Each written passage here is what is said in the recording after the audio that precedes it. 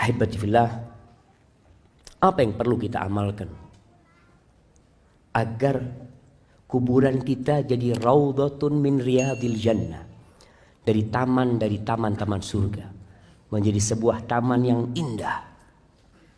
Selama kita hidup kita harus mempersiapkannya. Maka secara global semua amal soleh, jadilah antum orang yang semangat mengamalkan semua amal kebajikan. La tahqiranna minal ma'rufi syai'an. Jangan pernah meremehkan amal soleh walaupun kecil menurut antum. Walau antalqa akhaka biwajhin taliq. Walaupun engkau hanya berjumpa dengan saudaramu dengan wajah yang berseri-seri. Ini buat teman-teman yang udah ngaji. Antum setelah ngaji itu seharusnya senyum antum lebih banyak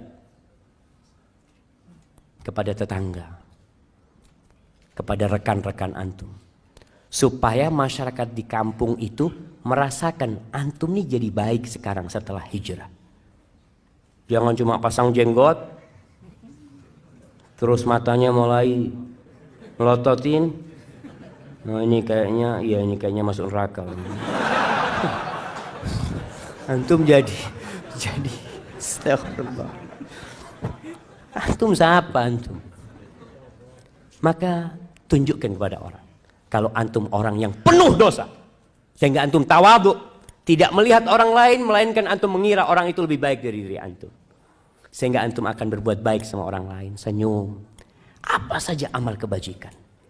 Lihat sampah antum buang, orang kampung jadi lihat antum ini masya Allah, kalau fulan datang jalan itu bisa bersih. Bawa sapu nggak apa-apa, antum sapu. Ini satu amalan yang mungkin buat antum ringan. Ana masih ingat dengan sebuah cerita di Jogja sana jamaah. Seorang ustadz yang cerita. Ada seorang wanita tua, habis asar itu dia ke musola dekat rumahnya. Di depan musola itu ada pohon mangga atau pohon apalah. Lupa waktu itu ustadz cerita. Jadi perempuan tua ini datang membawa tongkat yang ujungnya ada pakunya. Dia itu datang ke musola, di halaman musola, dia tusukin itu daun mangga itu, daun apa lupa. Ditusukin satu persatu, lalu dibuang ke sampah sampai bersih. Remaja masjid bingung sama wanita tua ini. Kenapa wanita tua ini kok nggak bawa sapu aja ya? Disapu kan lebih cepat. Akhirnya suatu hari sebelum perempuan itu datang, sama remaja masjid disapu itu daunnya. Bersih pelataran masjid ini. Wanita tua itu datang, menangis dia jemaah. Menangis. Bingung akhirnya remaja masjid, kenapa ya Allah, apa yang sudah kita lakukan? Ibu-ibu kan seharusnya gembira gitu loh, nggak capek-capek lagi nyapuin gitu kan. Seharusnya jazakallah khair udah selesai, makasih banyak. Apa kata ibu tua ini? Ana itu dengan setiap daun yang ana ambil itu, ana bersalawat buat Nabi SAW. Mungkin orang nggak tahu jemaah, tapi Allah tahu dengan amalan antum. Kita perlu punya amalan yang tersembunyi, yang tidak ada manusia yang tahu, yang mudah-mudahan itu yang menjadi penerang kuburan kita. Di antara amalan yang bisa membuat kuburan kita penuh dengan keindahan, disebutkan dalam hadis riwayat Muslim dari Salman Al-Farisi bahwa Rasul sallallahu alaihi wasallam mengatakan, ribatu yaumin wa lailatin khairun min siyami syahrin wa qiyami. Seorang yang berjihad di jalan Allah, yang menjaga perbatasan-perbatasan negeri Islam, dia berjaga-jaga di sana, itu lebih baik daripada dia puasa sebulan penuh, qiyamul lail sebulan penuh. Wa in mata ujriya alaihi amaluhu alladhi kana ya'mal. Kalau dia mati dalam kondisi seperti itu, amalan itu akan terus dikirimkan kepada dia pahalanya. Wa ujriya alaihi rizku, rizkinya akan disampaikan kepada dia. Wa aminal fattan, dan dia akan selamat dari fitnah kubur nanti. Kemudian termasuk yang menyelamatkan dari azab kubur adalah orang yang mati syahid, di mana dia tidak akan difitnah di kubur. Cukup pedang-pedang yang terhunus yang mungkin menyebabkan dia takut dan kaget, itu menjadi fitnah dia di dunia, sehingga di kuburan dia akan diselamatkan. Kemudian membaca sebuah surat yang terdiri dari 30 ayat. Masya Allah. Al-Mulk, Masya Allah, kirimkan ke sana.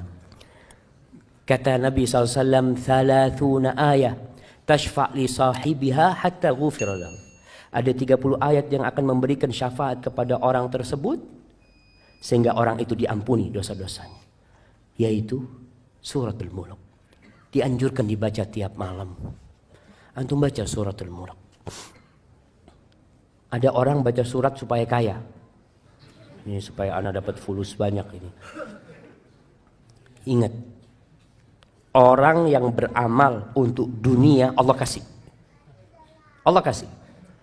Antum sodakoh untuk sembuh, Allah sembuhkan antum. Boleh, silakan. Tapi jangan cuma minta dunia. Mintalah akhirat, jamaah. Antum baca Quran, yakini dengan setiap huruf itu 10 kebaikan.